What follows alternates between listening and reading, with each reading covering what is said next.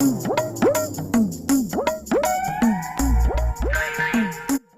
विकास, कशाला अजून तुझं लग्न बिग्न जमलंय का काय आणि तू त्यांच्या घरी आलास? अरे जमलं नाही पण जमल्यासारखंच आहे ना. पुरीला मी आवडलोय, त्यांच्या घरच्याला मी आवडलोय. आता आलो दुसऱ्या कामानिमित्त ह्या गावात, तर परत पोरगे बघून घेतो तेवढंच. हा, नमस्कार. अरे तुम्ही या या या. इथं दुसऱ्या कामानिमित्त आलो होतो, तर मित्र म्हणला तहान लागली, तर म्हणलं हाय आपल्या पाहुण्याचं घर, म्हणून आलो होतो जरा. लेकिन ये साला कर क्या रहा है यहाँ पे?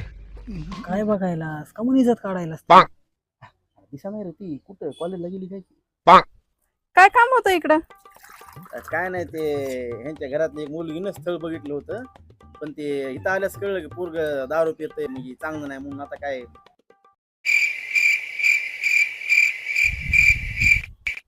अहो घरी नाहीत ते आमच्या ननंदबाई, गावाला गेल्या 4-5 दिवस नाहीत येणार. नाही नाही, तिला कुठं बघायलो मी, आपलं असंच घर बघू लागलो. नाही पण ते बरं झालं हा, तुम्हाला आधीच कळलं पोरग दारू पितंय म्हणून, नाही तर पुरीचं वाटोळं झालं असतं ना. पण माझ्या नंदेचं नशीब लय चांगलंय बरं का, त्यांना ह्यांच्यासारखा मुलगा मिळायलाय. बघा ना आता, ह्यांना चांगली नोकरी आहे, चांगलं कमवते, महत्वाचं म्हणजे कोणतं व्यसन नाही. नाही, आपलं तसंच आहे. मला व्यसन बी आवडत नाही आणि व्यसन करणारा माणूस बी आवडत नाही. साफ साफ खोटं बोलतंय पोरग पत्ते खेते दारू पितय. अरे मी तर महिन्यात एकदा दारू पितोय, ते पण लपून. ते ह्याला कोणी सांगितलं बा? अरे प्रूफ आहे माझ्याकडे, त्याच्या एकदम जवळच्या मित्राने मला व्हिडिओ पाठवले, त्याचे पत्ते खेळताना दारू पिताना. माझ्या जवळच्या मित्र म्हणजे तू गद्दार संदीप्या. काय काय सांगितलंस रे त्याला तू? हा, काय सांगितलंस होय? हा, तुझ्यासोबत मी एकदा दारू पिलोय, मी दारुडा होय मी.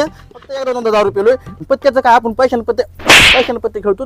तुला ह्याला सांगायची काय गरज आहे? हा, तुला माझं लग्न मोड तरी म्हणलं तिथं काहून नाटक करू लागलास? ह्यांच्या घरी कशाला जायचंय म्हणून लागलास का नाही? हॅलो, मी तुला परत लावतो हा, थांबा.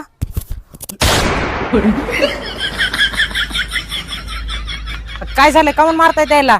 तू फोनवर बोलू लागलास? हा, पोरग खोटं बोलायले, दारू पितय, हे मग हे पुन्हा बदल होते. अहो आमच्या दुकानात एक पोरग कामाला लावायचंय ना, तर त्याबद्दल मी जरा चौकशी करून आलोय.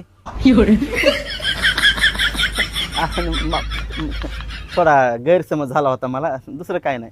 तुम्हाला झाला असेल गैरसमज, पण आमचे सगळे गैरसमज दूर झाले बरं का. तुम्ही आता इज्जतीनं उठा.